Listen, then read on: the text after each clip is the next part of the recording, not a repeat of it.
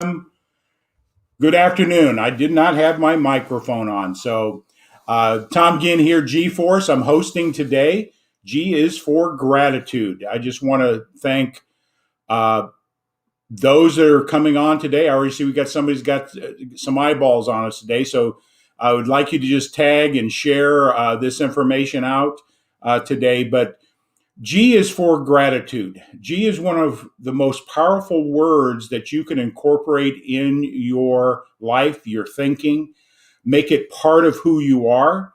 You know, yesterday I did a piece out of this book, Gratitude Works, the science behind it, in journaling and writing and those type of things. Hopefully you can see it. Gratitude Works. You know, I talked yesterday a little bit about gratitude deficits and gratitude deficit disorder, excuse me. But and it was about businesses and what percentages of businesses don't express gratitude in an effective way to keep a happy workforce. So no matter what you're doing, gratitude impacts not only your own life, but it also impacts those around you. It eliminates negativity, makes us happier, makes us healthier. So when you incorporate and start understanding the power of gratitude in your life, everything around you changes. And with moving into gratitude, I'm so excited to introduce somebody I met about 2 years ago, almost three now, Pamela Bruening. And we've had many conversations, and I'm going to let her share how we've started working together and collaborating together and those type of things. But I'm going to introduce, I would call not only a friend, but Pamela Bruening. Pamela, you're on. Welcome. Hi, Tom. How are you doing? I am doing great. I didn't have my microphone on when I first launched, so but we are live, my friend. So I'm grateful to have you here. How we connected was through LinkedIn in one of my marketing things, and we've connected. We've had a couple of years of dialogue, and you've been exposed to some of the things I coach and teach, and and I feel what you're doing in the education space is so needed. So what I'm going to do is just turn this over to you. Just tell people where you're from, your background, your story, and we're just going to have a nice casual conversation here. Great. Well, I appreciate you having me on here, Tom. It's a pleasure to be here. And, I can't remember the exact details of how we got connected at first on LinkedIn because it has been a while. But I do remember one thing, and I will just say this really quickly, is that I knew at the beginning that we were going to be connected for a long time in whatever way. And it took a while to figure that out in some ways. But I'm excited because, I think the power of connection is so important. And that's something that we all need to, I know I'm really grateful for that, but we all need to really think about that and how that connection is everything. We need to really spend time, cultivating connections with people. Yes. It enriches life, especially when we have common visions and purposes in life. And so, just share, where you're from, where you're living now, your background, what you're doing with your business ventures in the educational realm. I'll let you expand on that. And I do have some questions as we go along today, too. So. Okay, sounds great. Well, I grew up in Pennsylvania, but spent most of my career in Florida.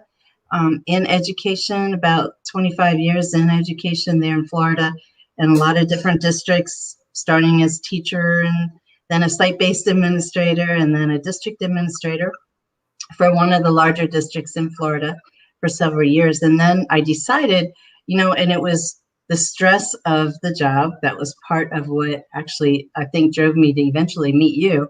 But it also drove me to go ahead and retire and to do something else in the space to make life easier on teachers and administrators, and something that would be impactful for students as well as the end user, as far as working with those teachers. So I had done a lot of professional learning, and but there was such a big disconnect between what we were teaching teachers and what was actually happening in the classroom. And didn't matter how you said it or how you stood on your head or how you, the changes really just weren't being implemented. And I realized pretty quickly that this was not just me, this was universal, actually global, and happening everywhere. And so, with technology, everything is moving faster. So the need for teachers to keep up has increased in speed as well. So when I left education from that district perspective, I said to myself, that we've got to find a way. I know there's a way to implement professional learning that will really stick with educators, that will help them not just have it stick, but allow them to try it in baby steps so it becomes part of them by the time they finish that experience. And so they leave a different person with a different perspective, a different mindset, different set of practices that they've already implemented a little bit over time. And so I grabbed one of my former colleagues, and she and I sat down and we decided to go ahead and create a platform and utilize this kind of digital professional learning that will actually do just that.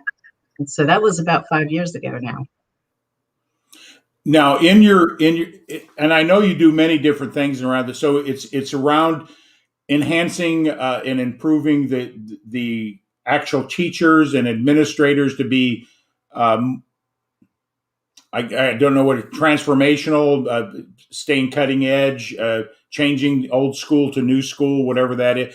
What are some of the things that you see as a deficit or positives in the school environment today? So what, I know you pulled out of it because you felt there was deficits that you wanted to fix, but let's talk about the positive first, because many times people are complaining about the educational system, but there's some good things about it. But what are some of the deficits you've seen in our educational systems? Well, a lot of positives, Tom, a ton of positives. And I think one of them is that, teachers really desire to do the best for their students. I mean, in general, that's the way it is. And so they also, like most of us, desire to become better at what we do. So I think that desire is there, and it's more a situation where I think, for the most part, and it's getting better, but education has traditionally, done everything in silos. And so bringing some of those things together, and technology has certainly supported this whole process in a huge way. I mean, just take the last year, for example. That's a perfect example. When many people had to teach virtually, there was an urgency that caused people to have to learn. And even if it was painful and maybe not done to perfection, of course, some learning took place. It wasn't pleasant, maybe this whole experience, but at least some learning took place. But there's lots of ways to do that where it's not painful, and you can create a sense of urgency on the positive end as well. And so those are just like some examples of how I see things coming together. I think if education really was able to bring all of these things together, and I feel like it's getting closer and closer all the time. Things are just speeding up, and allow teachers to really learn best practices, try them right away, get whatever credit they need for that experience. So they're implementing it immediately. It becomes part of who you are. I mean, that's just part of learning. We know that from learning theory. So those are some of the things we tried to bring together for deeper dive learning, starting with teachers and then expanding to parents, and then expanding to high school students, preparing them for the workforce with skills that aren't always being taught in school, that aren't specific to different careers, but are global and important in all careers.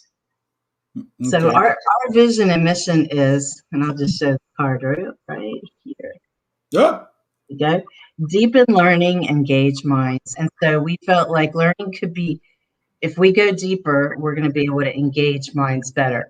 And so that engagement piece is really what I'm describing without using the word. But Can I interject something here? Sure. When we met, we collaborated, we talked, and from the discipline that I teach and coach with, and I didn't create it. I'm just using the Bob Proctor methodology of understanding the thinking process.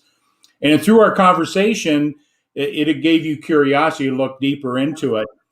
And I've talked to other educators as well in the past, and they don't teach this. Would you agree? How the thinking is, how we create our self image and our belief systems and how they're formed, all that. I'm going to bring up a friend of mine. Do you mind if I bring him up? No, bring him on in. Okay. This is something in the modules that we teach, and I'm just going to have you just introduce this person for us today, and just tell people what you've learned in understanding this picture and how it helps us better identify our thinking. There's our friend, Tom. Any friend of yours is also a friend of mine, but especially this little, I call him a guy, but it could be anybody. Um, we call it the stick man. And one of the things that I love about the stick man is it just gave a really great visual to help me identify where I am at any given moment in time based on my thoughts. And so this was one of my biggest takeaways from my learning with Tom and thinking into results and the whole idea that, and I'll give you a quick example if that's okay. Is that all right, Tom? Oh, absolutely. Yeah, Okay. absolutely. Put that guy back up if you would, if you don't Oh, would you mind. like me to put him back up? Okay, he's back in the That's room. great. There he is. Okay, great. So this morning I was just thinking about we are getting ready to go international, and I have some meetings starting on Monday with Mexico, and then several other countries throughout the week. And this is a follow-up meeting. We've already done a launch, and we've already done a demo. But I have some worry and doubt. And I was in the shower today and I thought, man, I hope this goes well. This is kind of scary. And you can see where I am. I'm now at fear. And I realized all of a sudden, Tom, that I was on that negative kind of mindset and I was on the wrong side of the stick, guy. And I said, oh, no, no, no, no. We need to have faith, Pam. This is going to work out just fine. You have a good coach along the way, and you know what to do. You've got definite steps. You've got a contracts in place, and everything is going to be just fine. It's just new. That's all. But that's one example where I caught myself on that negative mindset. And you can see on the negative side for everyone here listening, this is something that I don't think I really realized. I mean, it seems like it's common sense, but what I did not understand, and this is not what we teach in school either, is that whole head at the top is our brain. And we have that conscious and unconscious brain, and where we make our decisions and where we put our words and things like that have a lot of impact on the body, which you can see by those arrows and the outcomes. And so when I met Tom, I was totally in that negative. I don't think I was at first, Tom, but right before we got started, I definitely was in that negative mindset, just because things were tough. It was tough getting sales, especially with COVID and everything else. So it was a very valuable learning that I use every day. Yeah, and that's the thing. That's me. That's Pamela. That's the people watching this. Is our mind? We think in pictures. And the only way we can change what we're thinking is through a picture, and that picture represents where you are at any given time. Your emotions dictate whether you're on the left side or the right side.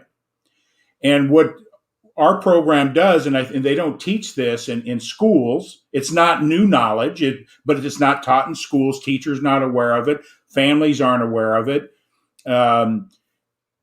So it gives you a picture to identify your feelings. If you're angry, you know it. It's a vibrational. It's a feeling, and we do that. And you learn to understand what that feeling is and what the thought is, and how to transition the thought to the positive. And through this program, and that you've looked into, how do you see what you've learned from the program that I facilitate through Bob Proctor? How do you see this in you incorporating these principles into bringing new level of awareness to teachers, parents, and I think the most important thing is the student, so they understand for the first time why they're thinking the way they think. How was it formed? How to make the change? How to improve your self image? Because you and I've had conversation. I have two learning disabilities. I was labeled. I let the system label me, and I thought that's who I was, and it held me back. And until I got coaching years and years later, did I really understand how my thinking was formed. And since that time, I'm not the same person I was 5 years ago, not even close in any respect. So why don't you just share what you know that going through this program, how do you see this being incorporated in your teaching and remodeling, uh, and teaching people how we think and why we think the way we do, if you don't Well, mind? no, I don't mind at all. And right now is the timing couldn't be more appropriate. Where everybody's really working on overcoming trauma that they've experienced in the past year.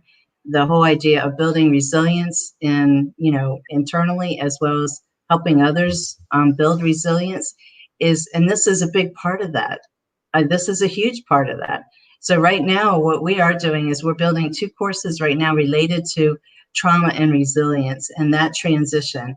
One for students, one for high school students to help them through and bridge them to that college and career. One for teachers and one for parents, so that they can take a look at themselves, whatever trauma, because we all experience trauma in different ways, just like, your learning disability and the things that happen to you as a result of that, your experiences, those were types of trauma as well. So we're embedding it in a lot of things, but that's one of the key things is that whole resilience piece.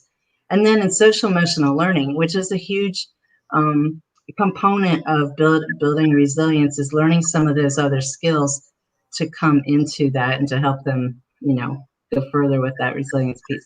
But the thinking is huge, because you can have a lot of skills, but when the thinking isn't right, you're not able to apply them. Exactly, and our life experiences dictate how we form our thoughts and how we proceed moving forward. And if we don't change, we can build on our strengths and the things that have gotten us to where we're at. But and I haven't found anybody yet that doesn't have something that is holding them back to their fullest potential. Would you agree?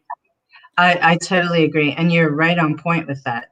I think that's exactly it. I think all of us have struggled or still struggle Yeah. with something, even though we've done the work, but without the thinking part and having that alignment, we can't be everything that we're meant to be. Yeah. So you see what you've learned. You've got your educational degree and experience of working with teachers and probably thousands of kids, and seeing the impact of culture and lifestyles and families and all the things and the good side of families and the negative sides of things in our cultures that form that child and how they're going to operate. You mentioned you want to work with parents. What would be the thing that you would help parents better understand how to be that parent that can help their child um, tap into their genius potential? Because I Yeah, really believe it starts at home in the environment. What would be some of the things that in your platform that parents and should be aware of, to enhance that child's growth and learning something, so they can tap into their genius factor, their full potential? What would that I, advice be? I think one of the key things is to spend time with them and really talk with them. Listen, talk with them, not at them, but with them. And I think in our society today, we take things for granted. We have all this technology. We say we're more connected than ever, but we're really less connected to people in an intimate way. And so there is no more intimate um, influence for a child than a parent. And so, that forms that emotional intelligence, and it's a huge thing.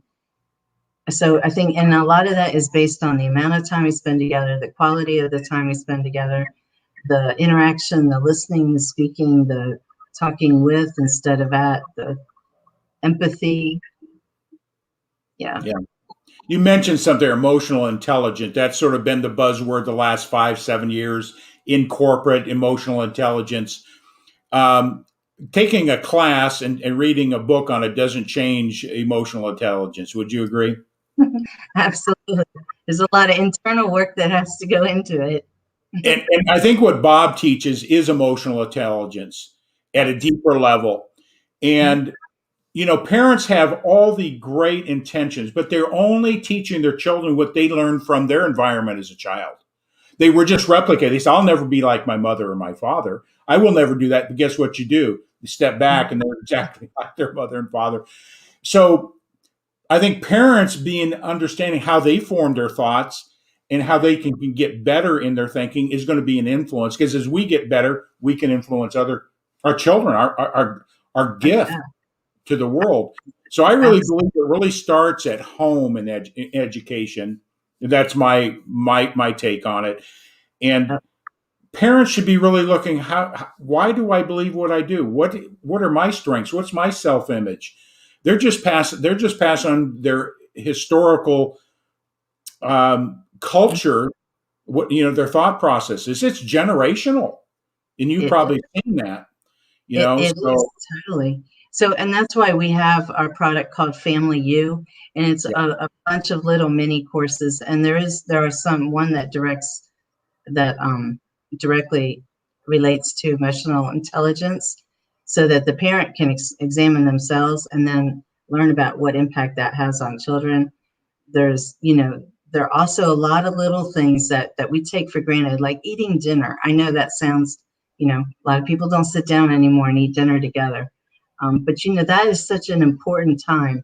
And even research shows that now.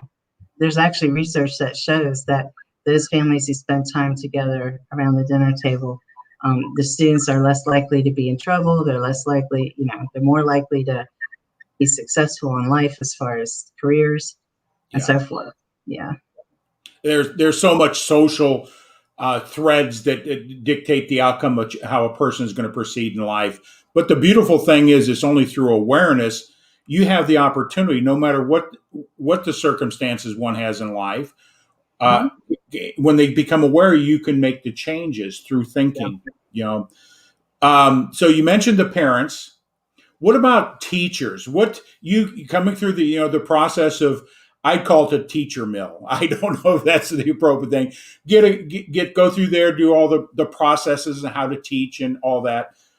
But what's missing with teachers? Do you think what that stick person is part of what they don't understand, how they think and how they influence children and how everything works in around it? Do you think that's an area that teachers need to know about, that Yeah. stick person?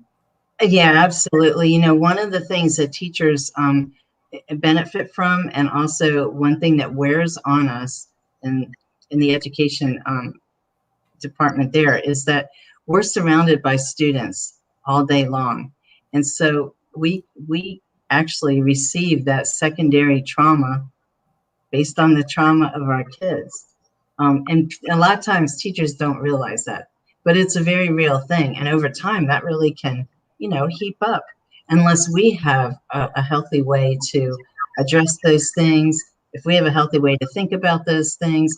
But that's part of what causes some of those pushback or those reactions that might be negative, is part of that. And I think when we realize that, then we can say, all right, again, with the stick person, I recognize that I'm maybe not fearful, but I'm anxious, or I'm doubting, or I'm thinking some of those negative things. Let me cross over to the other side. And You know, recognize it, make that trend. And I think that's so important what you just said, because my story, and I grew up with the learning disabilities, ADHD and audio dyslexia, and it formed what I thought about myself. I didn't believe I was as smart as the other kids, and I would freeze when my teacher would ask me to come to the blackboard. I'm not going to mention her name on a live stream. She's no longer with us, and she's a wonderful woman. But you mentioned something. We take on all this positive and negative coming to us all day. The kids' stories, and depending what's going on and all the trauma there, and then you're taking it on. And my story with Mrs. Woods, and didn't know how to deal with the frustration or the trauma that I brought to her every day. Tommy, come up to the board and do a diagram, a sentence, or do a problem. And I could see it, I could hear it, I knew it in my brain, but I would just freeze. And through her frustration, this anxiety, she made a comment. And in her heart, that was never the intention, but we're all human beings. We all have something to trigger, cause that. And she made the comment to me, and you've probably heard it from other teachers or other. We're human beings. She lost the trauma; it was affecting her, and she snapped at me, "Tommy, are you dumb or something?" As a child, that just reaffirmed what I was thinking about myself, and it carried for years. It was not intentional. She's a wonderful woman, and I knew other kids that just loved her, but we never know what that trigger. We inadvertently would say something, and not even realizing the impact it would have on that child or another person. It could have also impacted somebody sitting in the classroom. So I think that's what, from my experience and what you just shared, is you as tell you what, being a teacher is not an easy job. I can. No. And it's an emotional bombardment all day long. And even when, I got pretty good, I was with alternative schools for many years.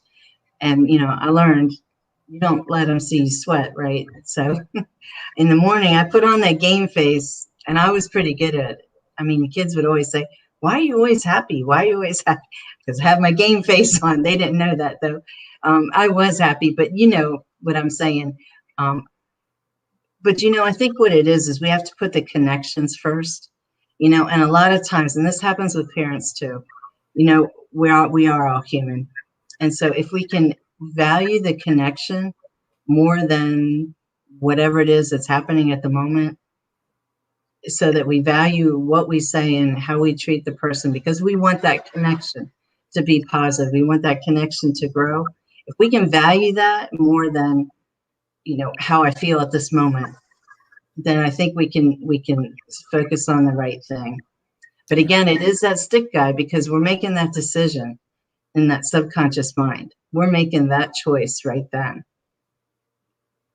And so we have to get it in there, and that's at the top of this, for everybody watching, that's at the top of the stick guy. We have to that's when that decision making happens. And then the rest just flows from there. So we have to just say, no, I value the person, I value the connection, and that comes first. And how I feel right now, I could write about it later in my journal or whatever, whatever, or I can meditate about it or do yoga later, or whatever it is I'm going to do to help relieve the stress that it might be causing me. But let me focus on that connection first. Okay. And then, so we talked a little about the teachers. We talked about the parents and teachers of understanding, how that happens and how to enhance that educational experience at the highest level. It should be a joyful thing. It shouldn't be a burden. It should be something that no matter where a kid is, their potential isn't based on their C grade. Right. We can all get better. Exactly. How to improve that self-image. So let's talk about the student a little bit. What your experience? Then I'm going to go to a big question. You may not want me to ask this question, but the child. What do you see that through what your experience in teaching and some of the things that we've worked together with on that stick person? What thing that you see typically in children? How do they respond? I guess that my question would be this: how are they? What is the thing that causes a child to want to engage and learn? I guess would be the question. What would that be? Well, I'm glad you used that word engaged because that's exactly what it's all about. So a lot of times teachers will come to us and say, I don't know how to get them engaged. And they're good teachers. I've walked in their classrooms and I'm like, you're a good teacher. I mean, you have great skills. I found the teacher engaging, but for some reason, certain students aren't engaging. So why would that be happening? Well, number one is the connection. Students always do more for you because of how you are, not who you are, right? As how you operate with them and that connection. So that's the biggest key to engagement is that right there.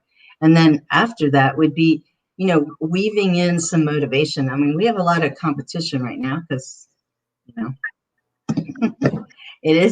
we can't stand up there and just talk anymore. Those days are gone. We have to think of some other ways to really, motivate, engage, involve. Most kids learn by doing. That's a huge thing. They need to be doing things. They need to be, active. We have, even in our platform, when we built this platform is built for learning with learning theory in mind, so that no video is more than 5 minutes long. No video is even a talking head. Those are hard to find, by the way. No, even the interactions, they have maybe a couple recall, but it dives right into the application and the creation and that strategic thinking and decision making, that level where they're really applying it to themselves immediately. We're doing something in the classroom and uploading evidence as part of the activity. So there's a lot of interaction going on. There, 2 paragraphs, that's the only amount of text at a certain point in time. So it was built for learning, and there's points built in, so they're earning points as they click and learn everything, as they do everything. So I say that because it's an illustration, but it's an illustration of how the best classrooms are operated. Okay. In a way, because that's really that's engaging based on learning theory and based on human nature. Everybody loves points, even if they don't mean anything, right? Right. It's a way to earn, and so that motivation piece and really thinking through. That's why gaming works so well, right? All those different points and those levels, that's motivating to students. Gaming. So gamifying instruction is an important piece. We have a course on that too for teachers. Yeah, the rewards we're seeking are emotional. What make us feel good? That drives the action to keep going after it, and that's where a negative thought triggers a whole different neurochemistry in our body. And but when we experience something positive, it triggers a good feeling. And so going after a point, they say, "I like that feeling." It's not the knowledge they're going after, No, it's not. but they know that they know they got to get this knowledge to get that point, which they really want. They want the feeling. Right. Grades may not be the points you're doing. It might be something that's not related to a grade. People think, "Oh, you're judging me. I'm a C." Mm-hmm. Intellectually, Yeah. they just can't take tests well, or they just had a bad day. They took the test. But how do we reward children to learn? I think that's what you're saying. What's that motivational thing, and not tied to knowledge to a test? This is my own perspective, and it may be wrong or whatever. But this leads to the next question: is the institutions of education is all about processes, and knowledge to a test determines the outcome of the end product. And I don't believe we're getting a product, and I don't like using that in the term, but the educational system, what is the product we want to deliver to society that's going to be functional to support themselves and their livelihood in a positive way? That's my opinion, is that they're not creating a product that is lasting. It's just knowledge to a test, and we got these parameters. We must be doing a great job, and then we go out in the world and we see the dysfunction. Yeah. that it's delivering. What do you see that has to happen on the institutional side, whether it be at the local school districts, all the way to even the college? I mean, this is a controversial thing. There's a lot of powers that want to dictate that as well. So we won't go there if you don't want. But what do you think has to happen at the institutional level to bring it down to the level of what we've been talking about? Well, I think, one of the big pushes, and I believe in it, is personalized learning. And that's one thing that gets, again, away from testing, which I agree with you on that we've relied on that as an easy way, as an easy system to try to put people in categories, and that isn't where it's at. And we know that. And I think even we know that in education too. We do know it. We have a lot of schools and states and districts who have really moved to something very different, where they're really basing it on whatever knowledge has been attained. So it isn't measured by grades as necessarily. So it's gradeless. It's more criterion based. So you learn this, this, this, and this, and then you move on to the next thing. You learn this, and this. So that we call it standards-based reporting, standards-based report card, where it isn't a letter grade. So that's better. I don't think we're quite there yet, but at least that's better, in my opinion. We're getting away from what is an A, what is a B, what is a C, which really doesn't. It's different everywhere, so it really ends up not meaning anything in the long run. It's just a way to categorize things. So we have a lot of work to do. I think we need to think outside the box more. A lot more freedom, a lot more choice. We just talked about motivation. One of the biggest motivators, I actually did some research on this, and there's 3 big motivators. Number 1, choice. And this is motivator for anybody. Think about it. We all like choice. So as soon as somebody, I'm a huge person about that. I don't like being told what to do, honestly. I like someone to tell me what the end result needs to look like, and then I can figure out how to get there. So I like choice. So does everyone. Our students love choice, and that's human nature. And then the other 2 are, one is goal setting, and one is progress monitoring, self-monitoring the progress toward whatever goals that we set. So, some of those, of course, we've talked at length about in our training that I just finished with you, thinking into results, and where the why has to be very important, your vision more than goals. And I agree with that 100%. So those are those are the motivators. Those are the intrinsic motivators. The extrinsic things are the points, the rewards, the tangible things, the letter grades even, and things like that. Yeah. We have to meet people where they are, Tom. That's the other thing. I've heard a lot of teachers say, well, I will never use extrinsic motivation. I don't believe in candy, or I don't believe in points, or whatever. But the thing is there's a continuum of motivation, and you have some people that are at that extrinsic level, and they need that. Just like the gamer. The gamer needs something to get to those more intrinsic, more intricate. And then as time goes on in gaming, they spread out some of those rewards, right? So they have to work a little harder, a little harder, a little harder. Then it really translates more into that intrinsic motivation. But I say we do both at the same time, because you really can. You can do both at the same time, and then you're hitting everybody, really, because you have a little bit for everybody. And students and humans eventually reach that intrinsic motivation, or at least we hope they do, because that's kind of part of what drives us, that vision. Yeah. So you've got your deeper dive learning, right? Mm-hmm. And what you have some other things you're doing too, right? You have another entity as well. What's that? I do a lot. I've done a lot of consulting for the last 10 years, and a lot of writing. So I do a lot of professional development, and I have a professional development team that supports me in that as well as needed. And we actually write for Cloud9 World, which is a social emotional learning company in Miami, Florida, and known all over the globe.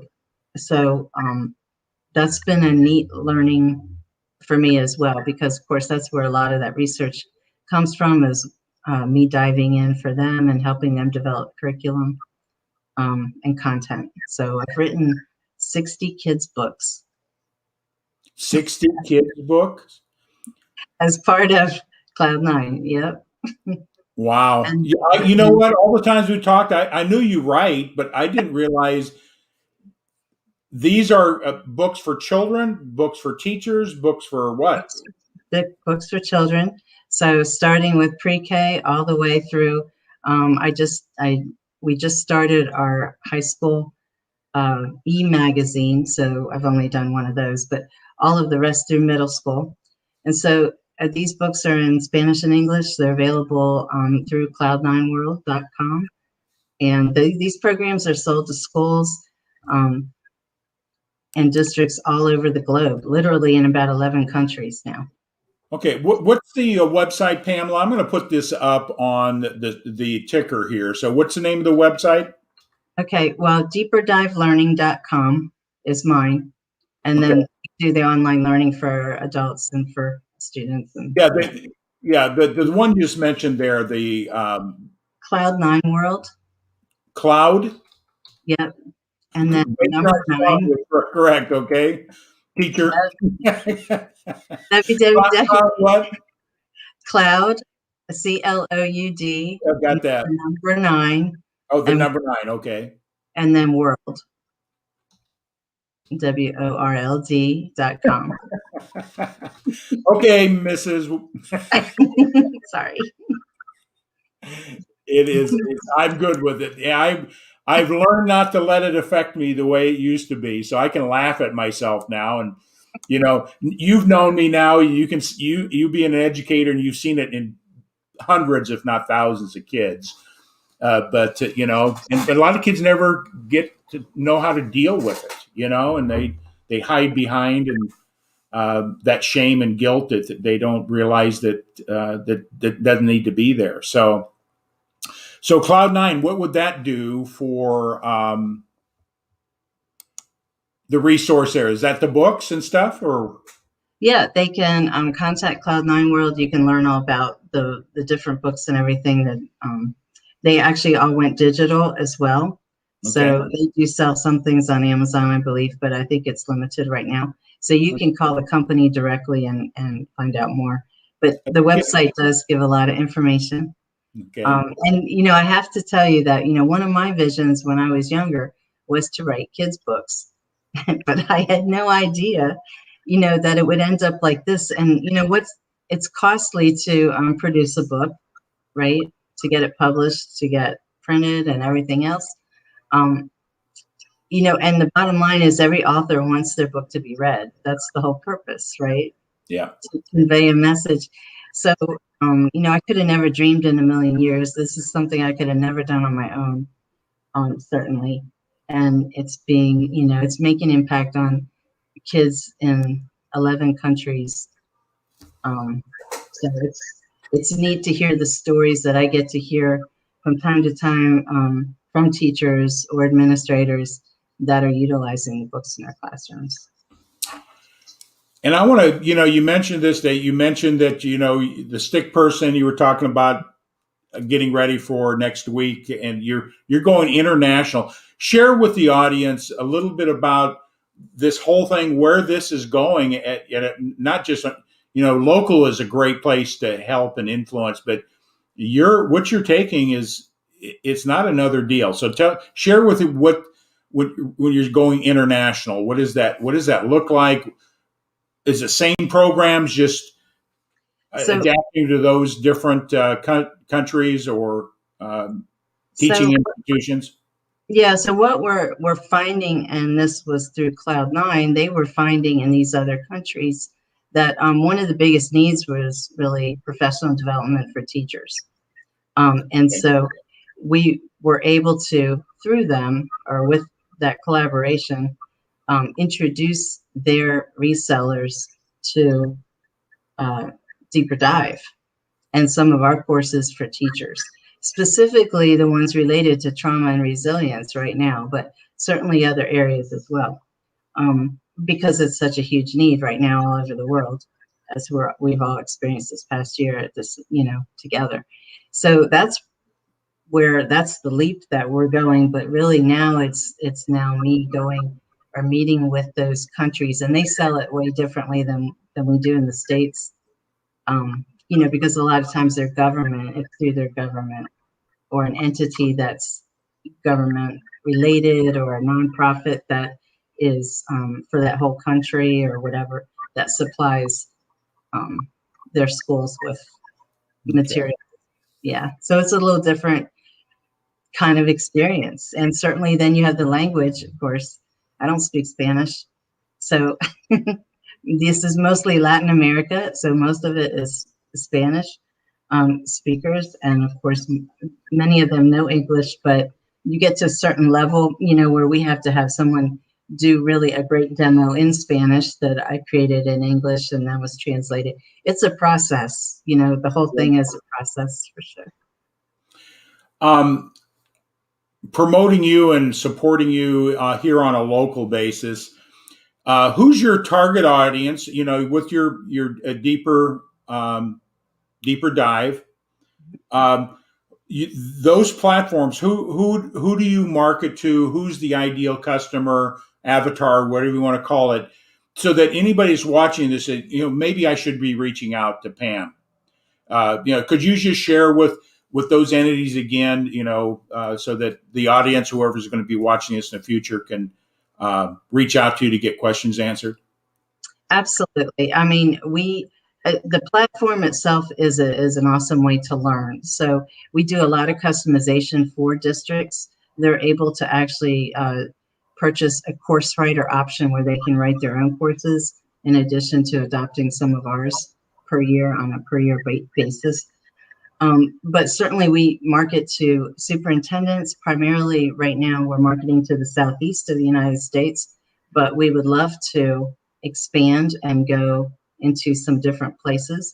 So I know we've been doing some marketing in Hawaii, for example, some in Pennsylvania, a lot in, of course, Georgia, that's where I'm located, but we're really out of Florida, South Florida.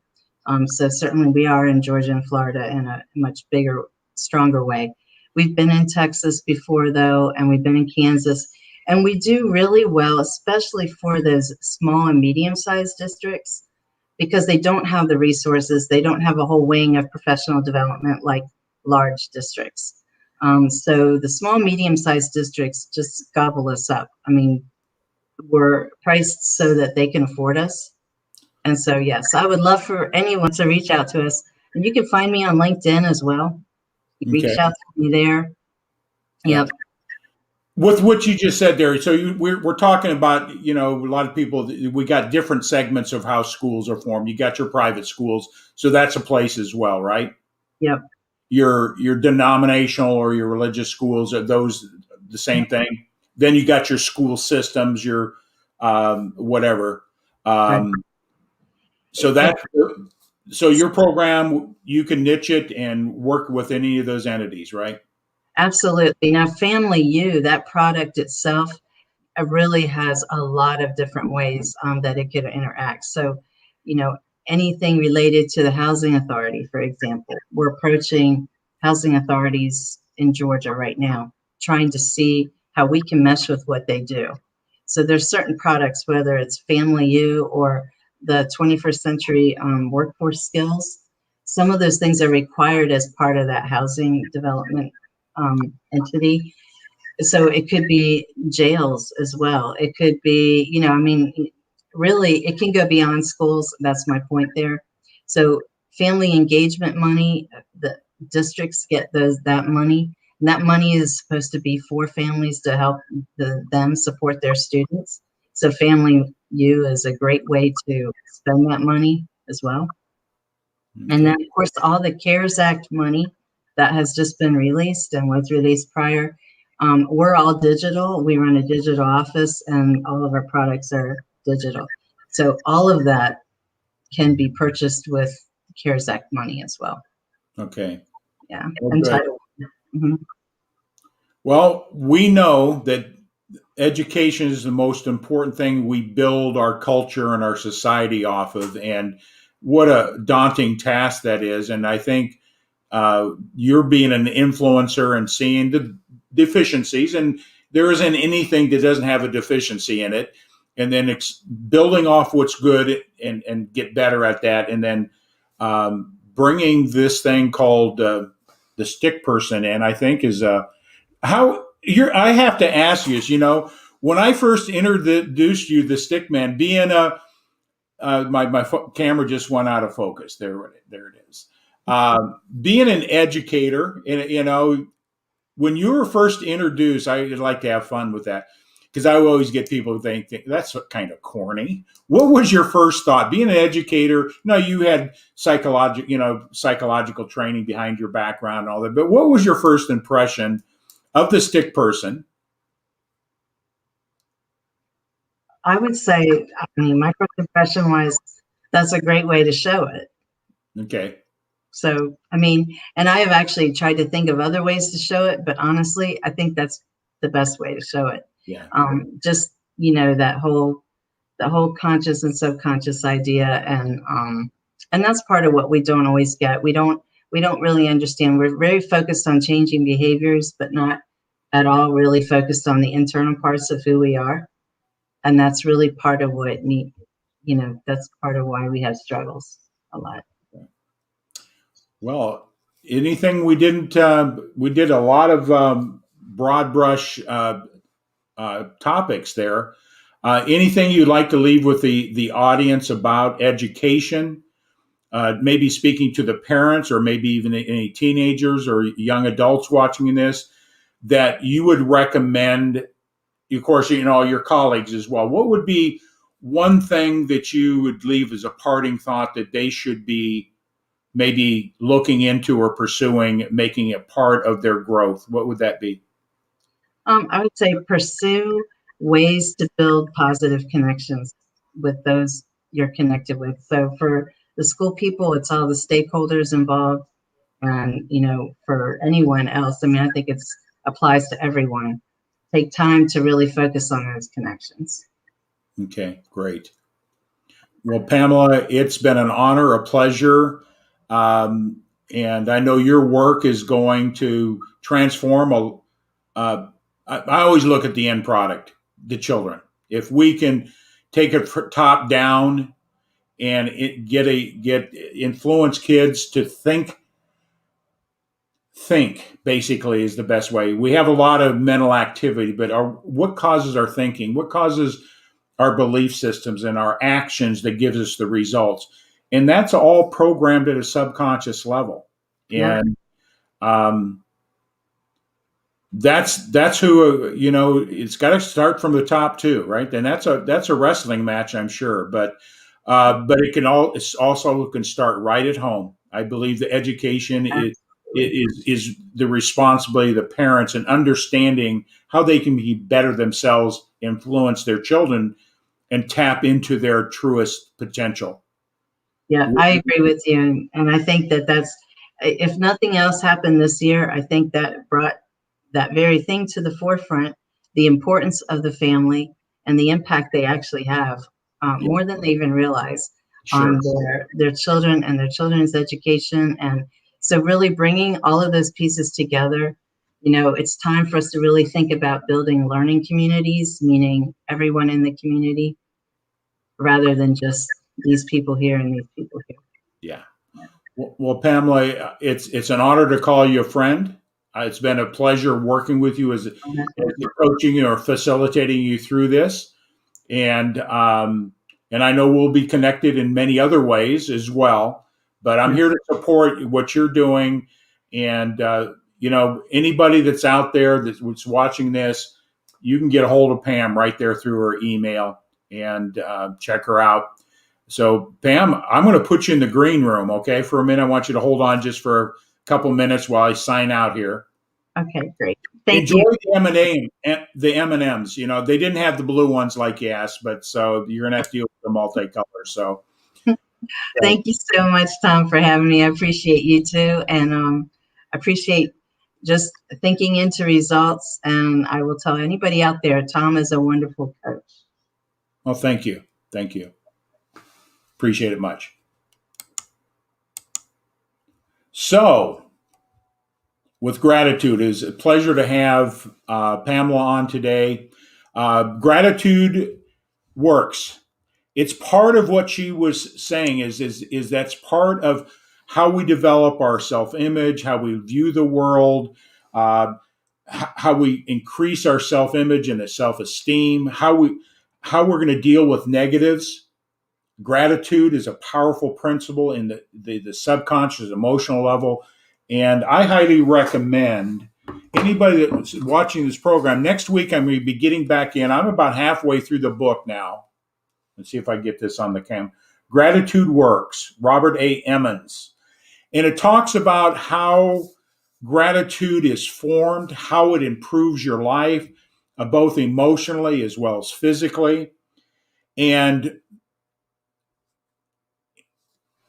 what I'm learning is the science behind this.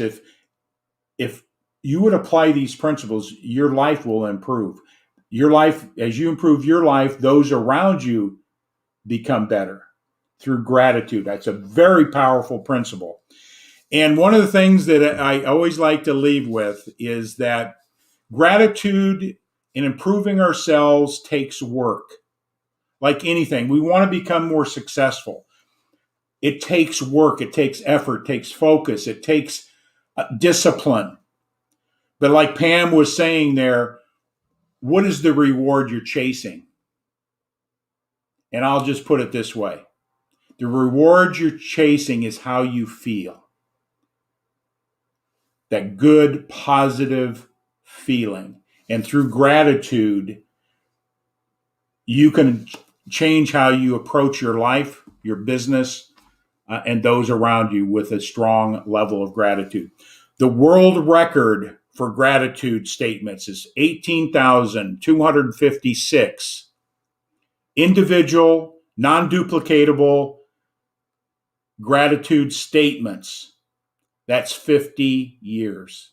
Never missed a day, never duplicated a gratitude principle. And I would say this, a person that never writes a gratitude statement versus somebody that's wrote 18,256, would you guess that that person has a greater sense of gratitude and has a different type of life? I would agree. So with that all said, we are signing out, and we'll see you Monday. G-Force.